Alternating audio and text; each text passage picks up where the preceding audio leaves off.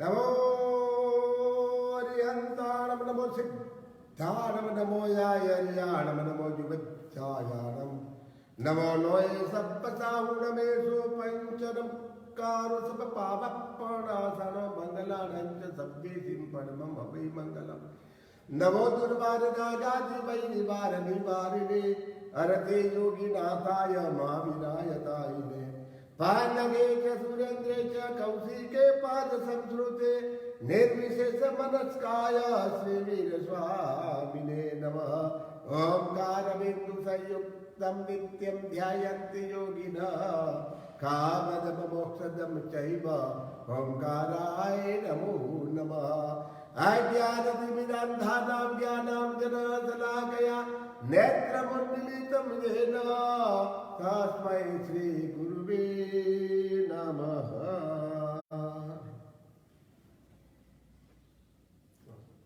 भाग्यशाली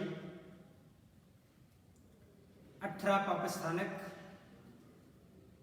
का अद्भुत विवेचन की शुरुआत में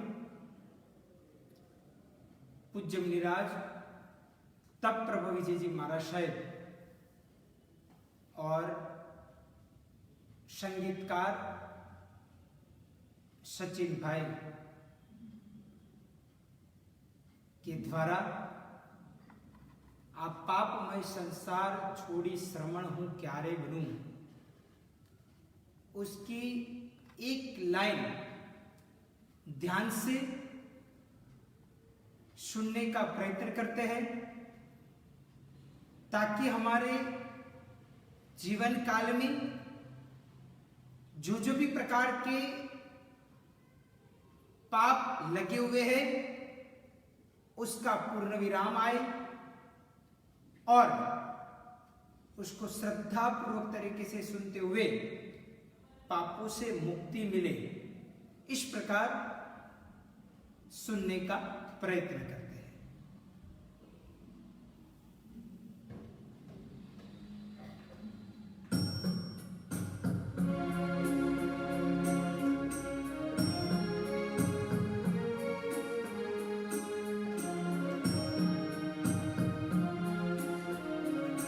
डगले अने पगले सतत हिंसा मणि करवी पड़ी, डगले अने पगले सतत हिंसा मणि करवी पड़ी। ते धन्य से जेने अहिंसा पूर्ण जीवन सापड़े, ते धन्य जेने अहिंसा पूर्ण जीवन सापड़े। क्यारे थसे करुणा चरण दी आद्र मारो आंगणु, क्यारे थसे करुणा चरण दी आद्र मारो आंगणु। आ पापमय संसार छोड़ी श्रमण हूँ क्यारे बनूं, आ पापमय संसार छोड़ी श्रमण हूँ क्यारे बनूं, आ पापमय संसार छोड़ी श्रमण हूँ क्यारे बनूं, श्रमण हूँ क्यारे बनूं, श्रमण हूँ क्यारे बनूं।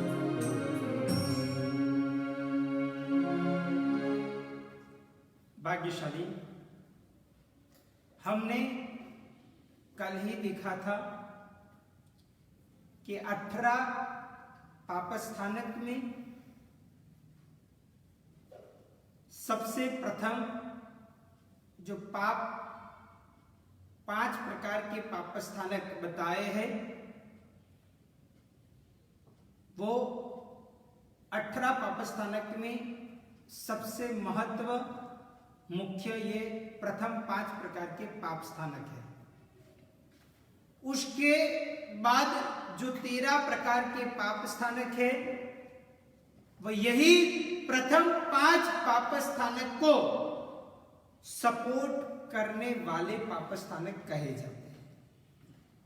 ये 5 मुख्यत्वे पाप स्थानक में भी यदि मुख्य मेन जो पाप स्थानक कहा जाए तो वो प्रथम नंबर का पहला पाप स्थानक यानी कि प्राणातिपात बोला जाता है। प्राणातिपात का सीधा अर्थ यह होता है कि प्राण का अतिपात करना।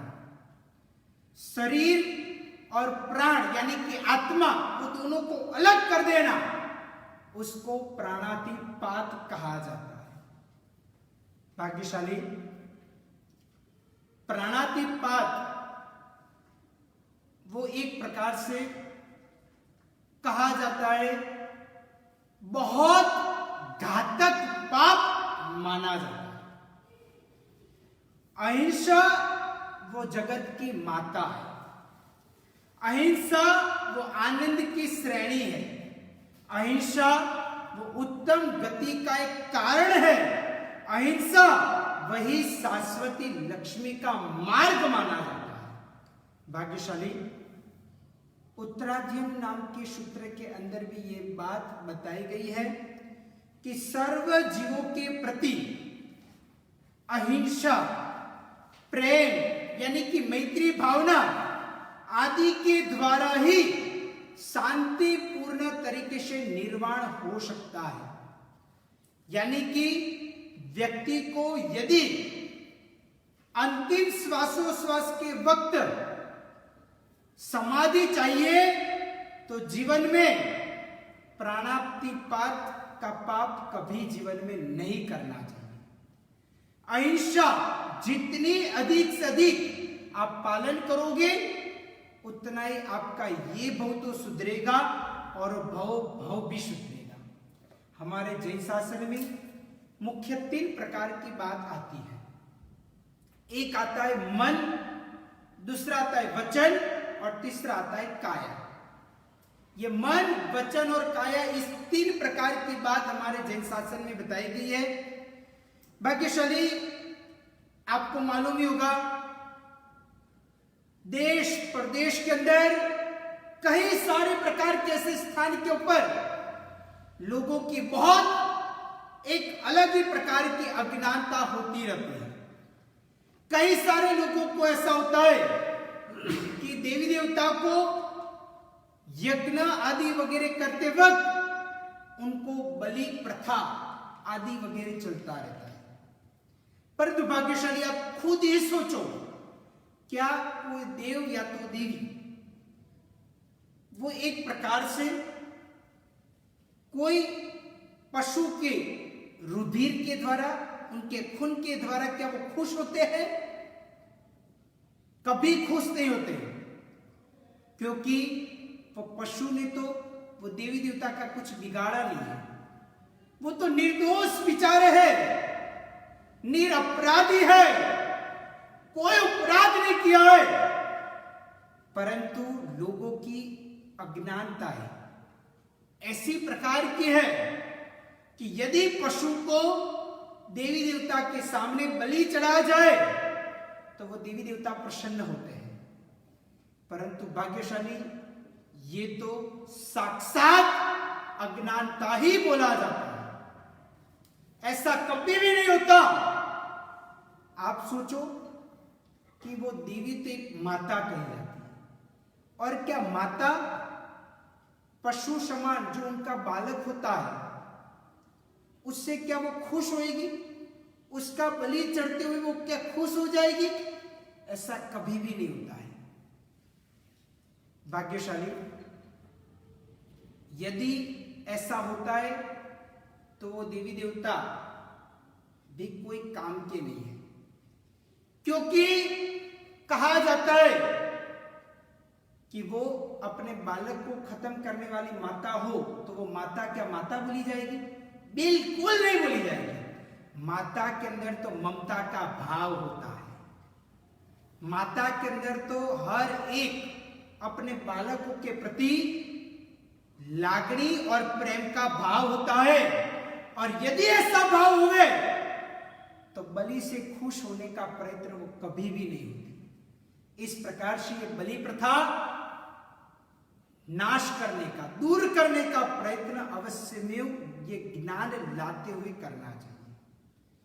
भाग्यशाली आपको मालूम होगा कि काया से, यानी कि जो व्यक्ति मांसाहार करता है वो व्यक्ति जब कोई जीवों को मारते हुए उसमें से मांस आदि वगैरह निकाला जाता है और उसका वो भोजन आदि वगैरह करते पर तो बिल्कुल उचित नहीं है। भाग्यशाली ऐसा जो भी व्यक्ति करते हैं वो अपना ये भव तो बिगाड़ते हैं, परंतु परंपरा में भव भी बिगाड़ते हैं। मैं तो ऐसा कहना चाहता हूं कि यदि उनको मांस खाने की बहुत इच्छा होती है तो अपने शरीर के अंदर भी भारों भार मांस पड़ा हुआ है। यदि आपको इच्छा होती है तो आपका खुद के पास पड़ा हुआ वही आहार के अंदर वापरने का एक शुरू करो तो पता चलेगा कि कितनी वेदनाएं होती है। यदि हमारे शरीर के ऊपर थोड़ी सी भी चोट लग जाए ना तो माँ बाप, नाना नानी, दादा दादी आदि वगैरह सब याद आ जाते हैं।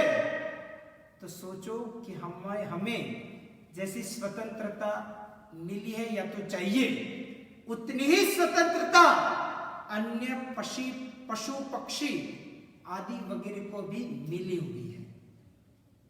हमें अपने जीवन काल में किसी की कभी ऐसी प्रकार की हिंसा कतई नहीं करनी चाहिए।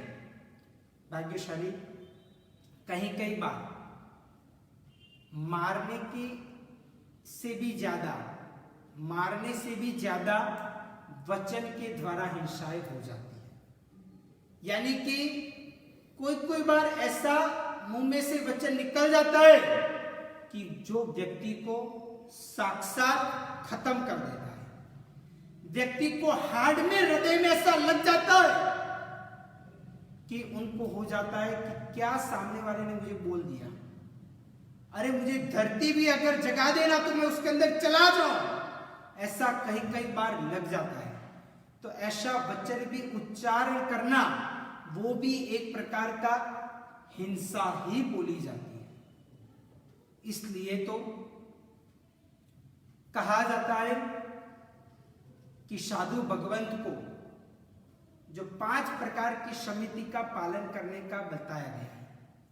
सबसे पहले जो ईर्ष्या समिति है उसके लिए स्पेशल तरीके से बोला है, सिर्फ साधु की बात मत समझना, श्रावक श्रावी का भी पालन कर सकते हैं।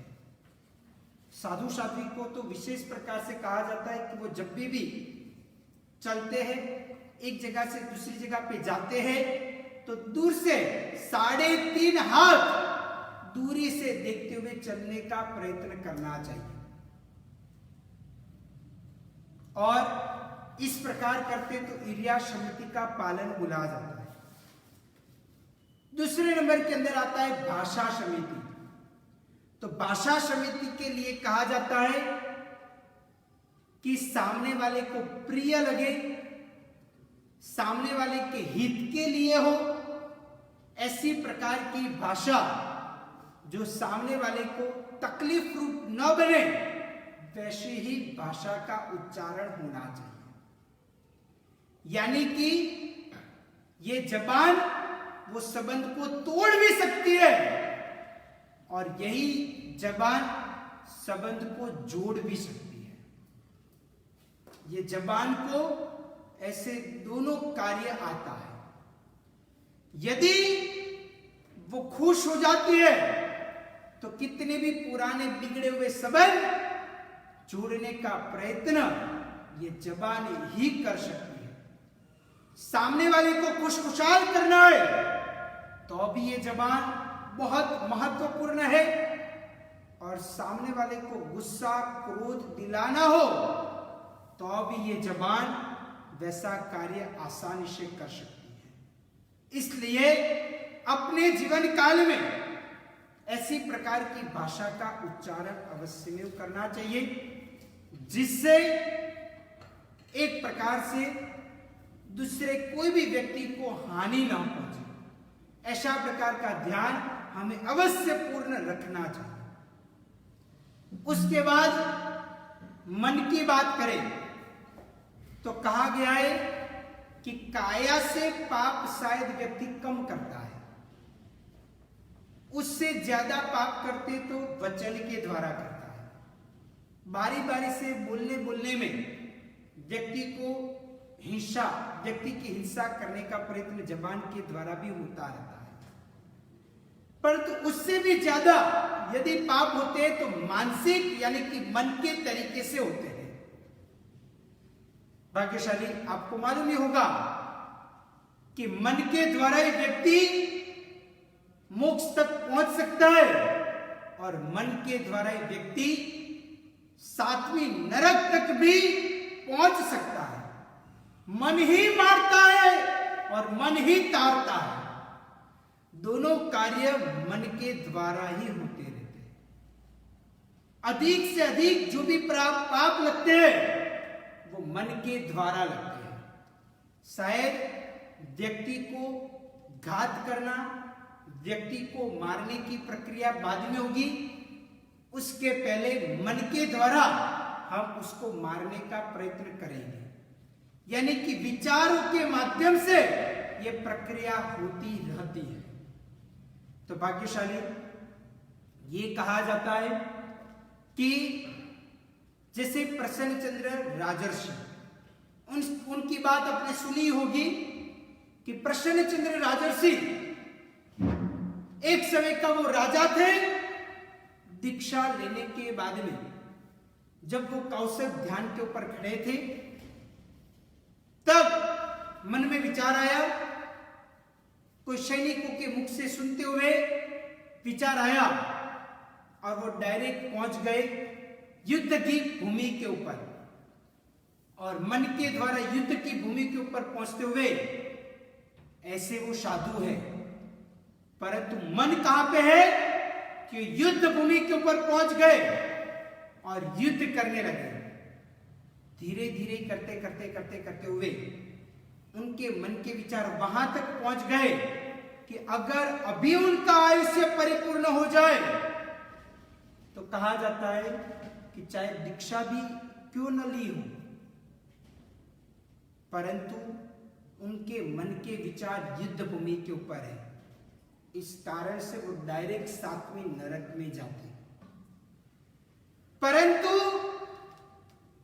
विचारों का, अशुभ विचारों का वहां पे उन्होंने पूर्ण विराम रखा। जब उनको पता चला, मस्तक के ऊपर जब हाथ डाला तब पता चला कि मैं तो मुंडित हूं, मैं तो साधु हूं, मुझे ऐसे प्रकार के पाप नहीं करने चाहिए, ऐसा मन से अशुभ नहीं सोचना चाहिए। तब जाते हुए उन्होंने शुभ भाव के ऊपर प्रगति करने लगे और अशुभ में से शुभ में और शुभ में से शुद्ध की ओर आगे बढ़ते हुए थोड़े समय में उनको वहीं के वहीं केवल ज्ञान और केवल दर्शन की प्राप्ति होगी। यही भाग्यशाली कहा जाता है कि मन मारता भी है और मन ताड़ता भी है। आपको मालूम ही होगा एक मछली का नाम जो तंदुल्या मत्स्य कहा जाता है। स्वयंभू रमण नाम का समुद्र के अंदर ये छोटा सा तंदुल्या मत्स्य, तंदुल यानी कि चावल के आकार का, चावल के साइज का छोटा सा मत्स्य होता है, मछला होता है। अभी सोचो कि उसकी ताकत कितनी, वो पाप कर करके कितना करेगा, उसको देखो और हमारी काया देखो। तो भाग्यशाली वो तंदुल्या मछली एकदम छोटा सा मछला है, परंतु वो बड़े बड़े जो मछली होते हैं उनकी आंखों की पापड़ के अंदर रहते हुए वो सोचते हैं कि बड़ा मछला कितना मूर्ख है, क्योंकि बड़े मछली का जो दांत होता है वो एक दांत और दूसरे दांत के बीच में थोड़ी जगह होती है और इस कारण से काफी मछली अंदर मुंह के अंदर जाते और थोड़े बहुत मछली दोनों दांत के बीचों की जगह के माध्यम से बाहर निकल जाते हैं। तो तब आंखों की पापड़ के अंदर रहा हुआ जो तंदुलिया नाम का मत्स्य होता है, उसकी ताकत क्या है? कुछ भी नहीं है, परंतु मन की ताकत के माध्यम से वो सोचता है कि यदि जो मेरा चले, ये तो बड़ा मछला मूर्ख है, यदि जो मेरा चले ना तो मैं एक भी मछली को बाहर नहीं जाने, सभी को खा जाऊं, ऐसा वो सिर्फ सोचता है। अभी सोचो कि उसका साइज एकदम छोटा है, वो दूसरी मछली को खा भी शायद नहीं सकता है, परंतु मन के विचारों के माध्यम से खाने का काम अन्य मछला कर रहा है, सोचने का काम ये तंदुलिया नाम का छोटा सा मत्स्य कर रहा है। और तंदुलिया मत्स्य के अंदर ये विचार आया कि यदि मेरा चले तो मैं एक भी मछली को छोड़ू नहीं, परंतु सबको खा जाऊं। इस प्रकार का विचार करते हुए वो तंदुलिया नाम का इतना छोटा सा मत्स्य मरने के बाद, आयुष्य पूरा करने के बाद वो कहां पे जाता है? तो बोला जाता है 7वीं नरक में वो जाता है। सोचो कि भाग्यशाली कार्य दूसरे ने किया है, मन से इसने सोचा है, तो अब ये डायरेक्ट 7वीं नरक में पहुंच गया। तो भाग्यशाली हम तो अपने जीवन काल में कितना सारा मन के माध्यम से दूसरे की विराधना करते होंगे, दूसरे की हिंसा का सोचते होंगे। कई बार दुकान के अंदर टाइम टू टाइम पैसा नहीं आता है, उघराणी नहीं आती है, तो मन में कहीं ना कहीं चहल पहल हो जाती है। मन में विचार आता है, उसने बोला था ये दिन को दे दूंगा, आया नहीं पैसा, उसको तो ऐसा कर देना चाहिए, वैसा कर देना चाहिए, ऐसा होना चाहिए, वैसा होना चाहिए। ये प्रकार की विचारधारा मन के द्वारा हम करते हैं। तो भाग्यशाली वो करने की बात तो बाद में है, परंतु कर्म बंध तब से आपका शुरू हो जाएगा। ऐसे हम मन के माध्यम से कई सारे प्रकार के पाप बांधने का हम प्रयत्न करते रहते हैं। तो भाग्यशाली अपने मन को हम शुभ विचार के ऊपर लाने का प्रयत्न करेंगे ना, तो शायद ऐसा अशुभ विचार नहीं आएगा, क्योंकि मन के द्वारा किए हुए विचारों के माध्यम से एक प्रकार से वो जो पाप लगा है वो आज शायद उदय में नहीं आया, तो आगे वो चक्रवृद्धि ब्याज के साथ उदय में आएगा। जैसे ये तंदुलिया मत्स्य तो छोटा है, परंतु जब वो उदय में आता है तो इधर से डायरेक्ट 7वीं नरक के अंदर जाने का प्रयत्न होता है। 7वीं नरक का आयुष्य यानी कोई सामान्य नहीं है, कम से कम 22 सागरोपम और अधिकतम 33 सागरोपम तक का आयुष्य 7वीं नरक का होता है। अभी 22 सागरोपम यानी क्या? तो कहा जाता है सागरोपम यानी कि एक सागर यानी कि दरिया, एक दरिया के अंदर एक पानी का जो बूंद होता है उसको 1 साल समझने का, वैसे एक दरिया यानी कि समुद्र में जितने पानी के बूंद होते हैं उतने साल को एक सागरोपम कहा जाता है। सोचो कि हम एक गिलास भी पानी पीते हैं ना, उसके भी पानी के बूंद नहीं गिन सकते, तो एक मटकी का पानी जो भरा हुआ है मटका पानी के द्वारा, उसके बूंद तो नहीं गिन पाएंगे। उससे अधिक बात करें तो पूरे टंकी के अंदर जो पानी भरा हुआ है उसके भी बूंद नहीं गिन पाएंगे। उससे अधिक बात करें तो जो तालाब होता है उसका भी पानी का बूंद नहीं गिन पाएंगे। उससे अधिक बात करें तो समुद्र का पानी का बूंद तो हम कैसे गिन पाएंगे।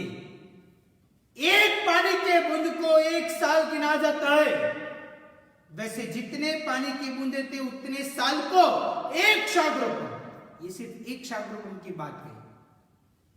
भाग्यशाली ऐसे 22 समुद्र एकत्रित करते हैं, उसके पानी के बूंद को 22 सागरोपम, ये कम से कम मिनिमम आयुष्य। एक बार 7वें नरक में गए तो इतना अवश्य में वो भोगना ही पड़ेगा। मैक्सिमम 33 सागरोपम भी है। तो भाग्यशाली इतना सोचो कि तंदुल या मत्स्य ने ऐसा तो कोई कायिक तरीके से तो या तो वचन तरीके से तो कुछ पाप नहीं किया है, सिर्फ मन से सोचा ही है तो भी इतना भोगना पड़ता है। तो हम तो कई बार कायिक तरीके से, कई बार वचन के द्वारा, कई बार मानसिक वृत्तियों के द्वारा ऐसा पाप कर बैठेंगे तो हमारी हालत क्या होगी। भाग्यशाली इसलिए कहा जाता है कि सबसे पहला नंबर का जो पाप स्थानक प्राणातिपात है, उसको ध्यान में रखते हुए अपने जीवन काल में किसी की हिंसा न होवे ऐसा प्रकार का कार्य करना चाहिए। साधु के लिए ये सर्वथा कहा जाता है और श्रावक और श्राविका के लिए कहा जाता है कि मर्यादित संख्या में दया के भाव के द्वारा ही उनका जीवन जीने का प्रयत्न करना चाहिए। कई सारे घर के अंदर देखते हैं तो जो पानी की जो चकली यानी कि नल होता है, उसमें एक प्रकार की जो थैली आदि वगैरह आनी चाहिए, यानी कि जिसको गुजराती में गरणा कहा जाता है, वैसी प्रकार की कोई चीज घर के अंदर नहीं रहती है। परंतु भाग्यशाली आज जो भी प्रवचन सुनते हैं उन सभी को मैं विशेष करके कहना चाहता हूं, यदि ऐसा प्रकार का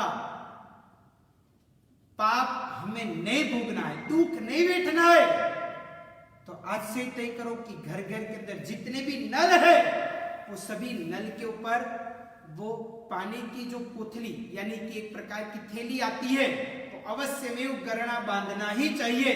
ऐसा छोटा छोटा तो कम से कम पालन करो, इसमें कोई आपके जीवन काल के अंदर कोई बहुत बड़ी चहल पहल नहीं होने वाली। बस इतना छोटा छोटा सा भी आप पालन करने का प्रयत्न करोगे ना तो जीवन में बहुत कुछ आगे बढ़ पाओगे। आज से तय करो कि हमारा दुकान हो, फैक्ट्री हो, ऑफिस हो, घर हो, मकान हो, बंगला हो, कुछ भी हो, वहां पे पानी का गरणा यानी कि नल के पास वो पानी का गरणा अवश्य में वो लगाएंगे। थोड़ी थोड़ी सी भी ऐसी बाबतों का ध्यान रखते हुए हिंसा से मुक्त होने का और अहिंसामय अपना जीवन बनाने का प्रयत्न करो। यही शुभ अभिलाषा वितरा की आज्ञा विरुद्ध कुछ भी बुलाओ तो मिच्छामि दुक्कड़म गुरु भगवान के मुख से मंगल आशीर्वाद और मंगलाचरण यानी कि लास्ट में सर्वमंगल्य। सर्वमंगल मांगल्यम सर्व कल्याण कारणम प्रधानम सर्वधर्माणां जैना